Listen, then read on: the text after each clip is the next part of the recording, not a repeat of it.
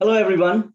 We are very honored to have Dr. Anjana. She is an MD and worked as a hospitalist in the city hospital in the USA.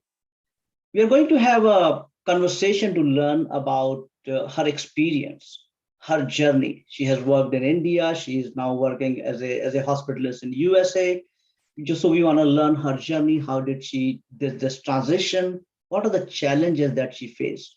And what kind of the different medicine studies that she had to perform or she has to do in the USA before she became the hospitalist? So let's begin. Welcome, Dr. Anjana. Thank you so much for your time. Thank you. Nice seeing Uh, you all. yeah, same here. Can you share your journey to be a doctor in the USA?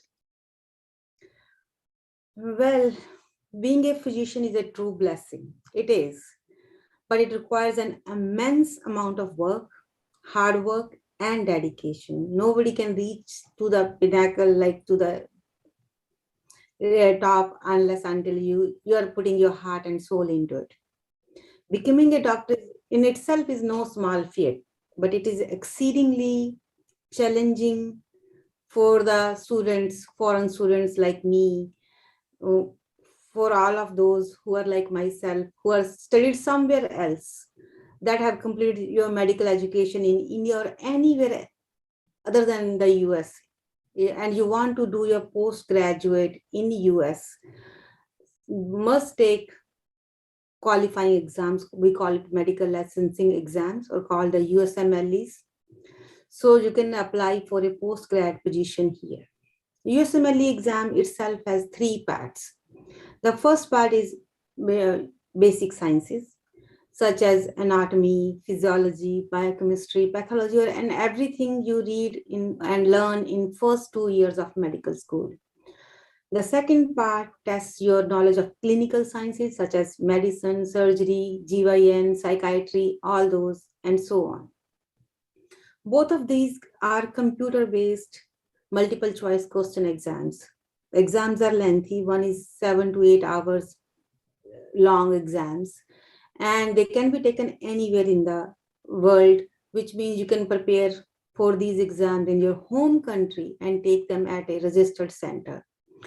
These two exams can be taken in any order, as many times as you wish. And but it's better if you finish them, you get them in first attempt, and you aim to score as high as possible for better chances at a top tier residency position. Your performance in those exams is the first selection criteria for the residency. The final part is your clinical skills, but that only can be taken in US itself in the registered centers. So for that, you have to travel to US. With all these three exams completed, you will get what you call is ECFMG certification, which means you are an equivalent to a US medical school graduate. But you are still not into postgrad yet. After that, you apply for residency in all different programs which train you in the medical field you want to be trained in, be it medicine, be it surgery, be it GYN, be it any other branch, eye, derm, whatever you like. And there is the last exam, which is called step 3, which is a postgraduate completion exam. You have the choice to take that exam even before entering the residency, but you can complete during or after the residency too. There are about 50,000 residency spots in the US available in all possible branches of medicine. But most medical schools in the US do not produce enough graduates to fill those spots. Because of this, medical graduates from all over the world apply for these seats, including myself and all foreign graduates like you guys. The competition is tough, but your chances are increased if you're a fresh graduate and high scores in all three exams. There is a lot of information available on ECFMG website and National Residency Match Program website. This is the whole process of getting into a postgrad program in the US. Well, thank you so much for sharing that. I think that's super helpful. Now, let's assume that you are a foreign student, maybe a student from India, who wants to enroll for a postgraduate program in medicine. How do they do it? How do they apply for it? As I said, first you have to complete the ECFMG certification. You have to have that certificate so that you can apply for a program. Then on September 1st, residency match program opens up the application. You fill that application with all the required elements in that. It has everything about you. It's basically your CV, but in the ECFMG guidelines. It has your education, it has your exams, it has your exam score, it has your whatever you have done so far. So all the programs look at into these applications. You select the program you want to apply for, because there are over 500 programs and it costs to apply for each program, and cost is in dollars, and it becomes difficult if you try to apply more than 50 programs. So everybody has to look, find and see what is my desired field. Number one, you cut down there. What is my desired field? What is my desired area if you want to be choosy? And there is programs who are listed as FMG friendly, foreign medical graduate friendly programs, where you can easily get in, and there is some programs which are not that friendly. So all those cutting on all those criteria, looking into all those criteria, you apply for the programs through the ECF and not residency match program site. You pick those programs, you send your application there, then it ups to the program. They download the application, they look at if they call for you for interview. The interviews generally happens in person.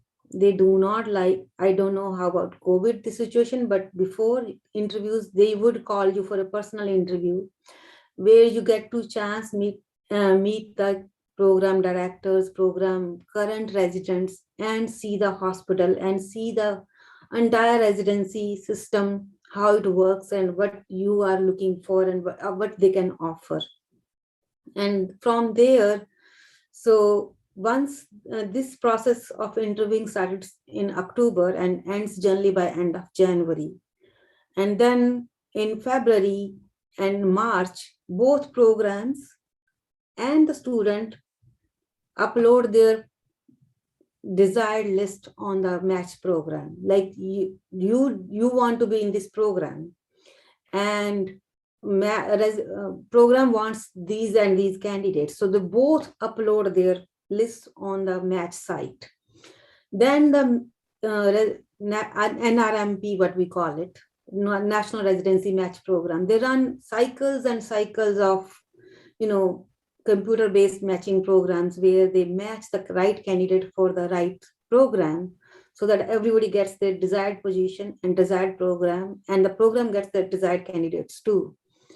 And this is all looks simple, but it's very challenging, because the challenges are, for anyone who's traveling to US, you need a lot of financial support for yourself, because you are staying here, you are living here, you're traveling city to city for your interviews and day-to-day life. Second is you need, lot of basically the challenges. You are competing against the entire world.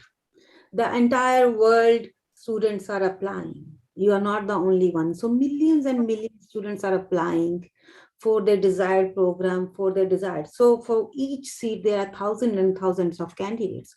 So the selection criteria are very high, and selection is done based on a lot of things. Like, everybody should have some, of course, good scores and good education, and everybody has that. That's how they reach to this position. Now the selection criteria asks for if you have some kind of a US experience. Like for myself, I had to do a lot of what we call externships, where you are allowed to come to a US hospital and watch the doctors and follow the doctor. You are not physically able to touch anything or do anything, but you are allowed to see from the, from a distance, the process, how it happens. So you can see how the system works here. So a lot of US experience counts. A lot of people are very fond of research here. So if you have some kind of researches under your belt, or you have some kind of research in the US or some kind of publication, that counts and is registered as very high positive points. So all these are, but all the students are looking for all these things. So it becomes challenging for everyone to be on the same boat. And but I think if you are really determined and really pushing for it, you can do it. It's not that difficult. Yeah, that's super encouraging. Thank you for sharing that. So I heard you talking about the different medicine studies. So what are the different types of medicine studies that students have to go through? Basically, medicine in generally people understands in five main branches: the medicine, the surgery, the pediatrics for kids, the OBGYN for the women health, and the psychiatry. And when you are in medical school or you are being a doctor, you understand you are going for either IE or ENT or derm. But for so all these branches are available. As a foreign grad, not every branch is very available to the students. Reason being, like some branches are very highly desired for the US graduates itself, like for eye, for derm, for ENT, those are highly desired in the US students itself. So it's very rarely any foreign grads gets into these branches, but rest of the branches are equally desired everywhere. So for myself, I always enjoyed problem solving and understanding in detail. So I completed my residency in internal medicine, but that's what we call it MD medicine in India. I'm sure everybody knows that. But medicine here has few different pathways that encompasses these branches, including family medicine and internal medicine. What is family medicine? Family medicine is a branch that helps the entire family with all sorts of daily issues. This include people from all stages of life, such as pregnant mother or a baby or a senior who needs assistance with daily basic needs. Then there is internal medicine. We, as a doctors, we deal only with adults. We handle everything from their medical problems to their annual checkups and treating through them throughout their life. We don't see kids or treating anything involving women health issues. Then there is a pathway, then either you can work in hospital setting or you can work in office setting. What is we call is primary care. So for me, I tried working in clinic, but this was not really my cup of tea. I like challenges, difficult situations, complicated patients, high equity situations, which is why I chose hospital work. So my job is to take care of all the patients who need to stay in and be treated in the hospital.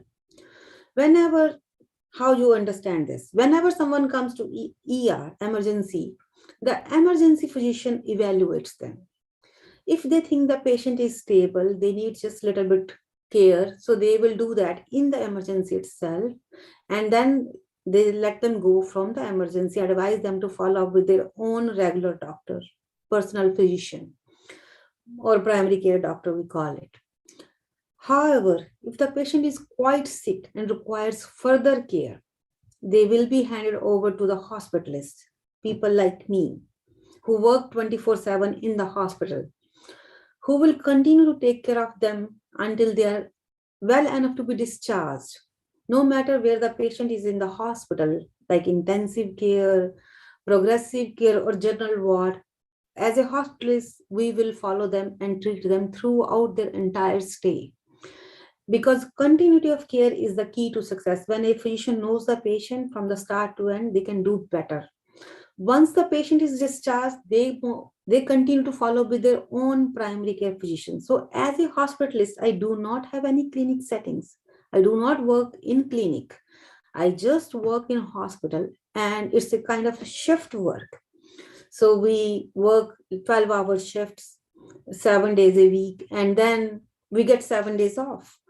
This kind of schedule, and people choose their schedule. Some works 5 on 5 off. It's a depends upon how you choose your schedule, or how the program has its own fixed schedule. So you have to adjust according to that. Wow, that's quite fascinating. So you have been working on this field for a very long time now, and you are also as a hospitalist taking care of a lot of patients. And any personal experience that you might have faced that you want to challenge, that you want to share with us? Working in medicine is quite interesting because you get to see people daily, new people daily, and you get to see their lives, like understanding their unique lives, and the problems they faced are so different for each one of us. But it improves your own personal solving skills too, and it makes you a better person in overall. I loved medical school for many reasons, but the reason, best reason I had is because it's a for me, in my words, every patient is a new story. I sincerely enjoy hearing their life stories and how they overcome their difficulties. It is always an eye-opening experience for me. I would like to share a story from is about a patient which I saw in my third year of medical school, which is about 20 years or maybe more. But I still remember it clearly. It impacted me so greatly that I still remember each and every word of it. While I was studying in, I went to medical school in Russia. And while I was studying in Russia, I met a woman who was in my clinic for some treatment. But she shared her story, how she was coded for a heart attack. And while she was going under resuscitation, when she told me that during this process, she had traveled to heaven. In her story, she was in some kind of dreamland, walking up an endless golden staircase. Then she saw all her relatives, dead relatives, parents, grandparents, everyone else in her family who had passed away. All of them kept shouting at her to go back, but she kept climbing up. Suddenly, she turned around and started going back down. And just before she returned to her body, she heard a word, Bernula. It's a Russian word which means returned.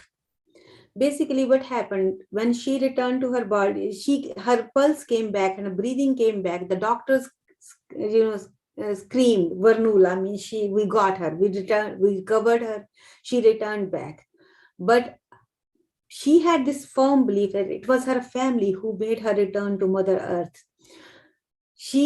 Nobody could make her understand that it was just a word said by doctors. Her vision was this word was said by her own family, and that's how she survived. So that her story struck a chord with me. It made me realize how truly precious my family is and how grateful I am for them.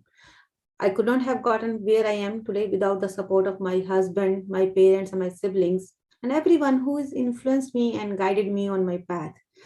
It is a difficult path because at every step you are very uncertain. Every exam you take, you are not sure if you will pass. Then you have the certification, but every time you apply, you are not sure if you get an interview call. And if you get interview calls, you are not sure if you will actually get selected in. So it becomes a lot of pressure on one's mind if he has no one to share it with. So the family support is very much needed. Hard work and dedication will get you so far. You need a strong support system to take you the rest of the way. And I'm so incredibly grateful for mine. Yeah, thank you for sharing that personal story. Honestly, when I was hearing you, it gave me goosebumps. So thank you for sharing that. Uh, I think I just have one final question for you.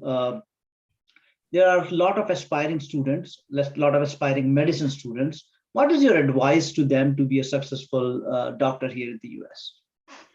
If you're truly willing to be doctor here in US, then you start early.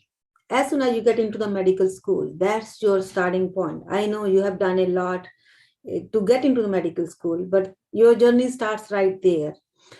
As you as you as soon as you are done with your basic sciences, take the first exam because it's fresh on your mind. You will have much better outcome out of the exam if you take it when you're very fresh on it.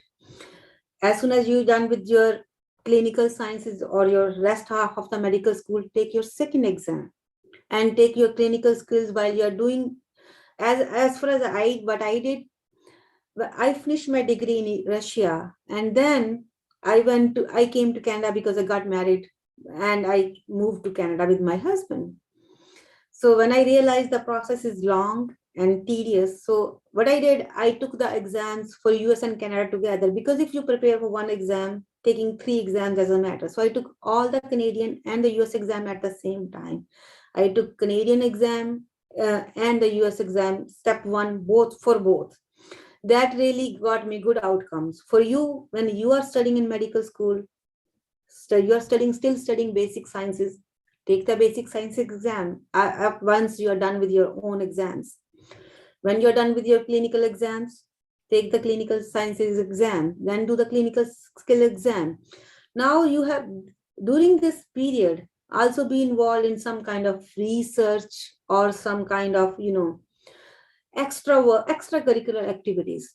Here, what I felt while doing my residency, the program, when we were selecting candidates, when we were in the selecting committee, they were like, everybody has good grades, everybody has good education, everybody has good experience.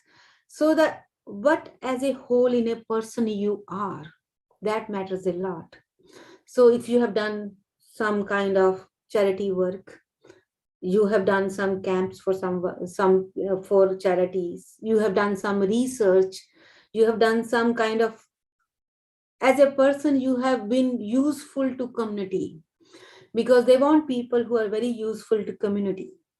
And that's where your application differentiate from the rest of the world. If you have been a very academically high student, but then you are just focused on your studies, but there's nothing else in the application, they might take you as a good academic student, but as a whole, they know that to come to a different culture, to come to a different lifestyle and totally entire world, you need a lot of adjustments in daily life. Are you okay with it? Are you so you know what is the right word, you are very flexible to do it? That's what they're looking for. And also at the same time, if you are academically doing well, but most of the students who come thus far that they had already done their exams and done their everything, it means they have been academically doing well. But the higher grades are very important, because that's the first cutoff for every program. Like some programs have this written criteria, you cannot apply if your score is less than 90%. That's how they are. So start your journey early. And as I said earlier, coming to US, staying here until you get into residency, there is not much you can do unless you have a lot of financial support from back home, or you can create for yourself somehow here. So a lot of friends I saw, they come as like, take some research position or something here. But not everybody gets that. Even I didn't get that. I got a research position which was unpaid. So my husband supported me through all this. I was staying in the US doing my research and taking a first-hand experience in the US, because I applied everywhere. I went practically door to door myself to asking for a research volunteer if they want one. So one of the professors took me, but he said he can't pay me anything. So I have to pay for myself to stay there in US and do everything myself. And the research was in ICU. So that's how I was able to work in ICU all the time and get a good knowledge of ICU. And that everything came handy to me. So it's a lot of information actually at the end, but that's what I can say. But if you are truly determined to do it, you will get through it. Great. Awesome. Thank you so much for sharing all this very valuable information with us and our audience. We know doctors are God, so we just want to thank you and the whole profession, doctor medicine profession, on behalf of this community. Thank you so much for helping us. Really appreciate it. Yeah, thank you. Thank you.